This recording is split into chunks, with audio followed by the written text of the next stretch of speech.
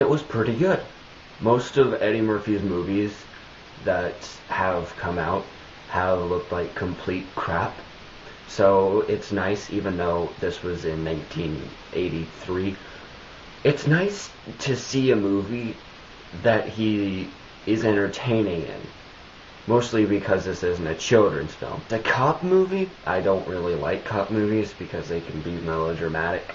And in this one, it's just screaming all the time. I don't want to talk about my personal life. I'm like, come on, man. Alright. It's not in my taste. The shootouts are good. They use revolvers. And most of the goodness from the shootouts comes from the fact that someone doesn't shoot 20 shots before reloading.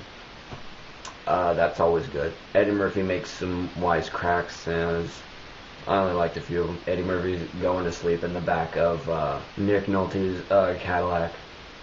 He's like, if they find me, I'm just gonna be asleep back here. Frank, yeah, tell me a story. Fuck you. That's one of my favorites. That was a good one.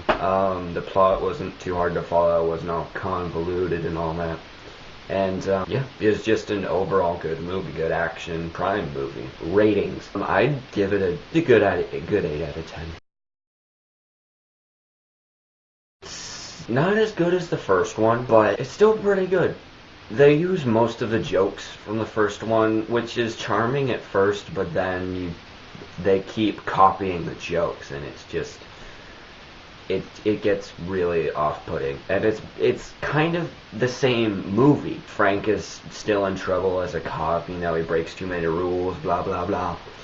And there's not as much yelling this time. And Eddie Murphy still wants his $500,000. He doesn't get it again. It feels like the same movie. The ending is a little cliche. There is Frank's best friend from the first movie, and in this movie betrays him. Just a smidgen cliche. You know, it only happens in every cop movie ever made. There's a bar fight scene, and that in itself is cliche. Frank starts talking. Listen, I don't want to get in a bar fight.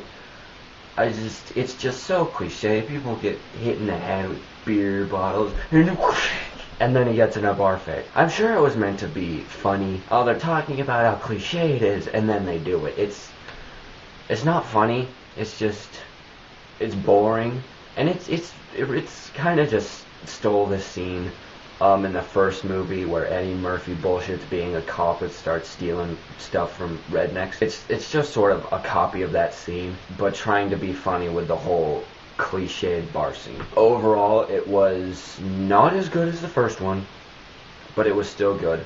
Ratings 6 out of 10. It was still good. It was still a good cop movie. Not as much screaming as the first one, but it just copied too many scenes from the first one. For that, I'm gonna have to deduct 2 more points just because it's 2 points the same movie. Still watch it. 6 out of 10.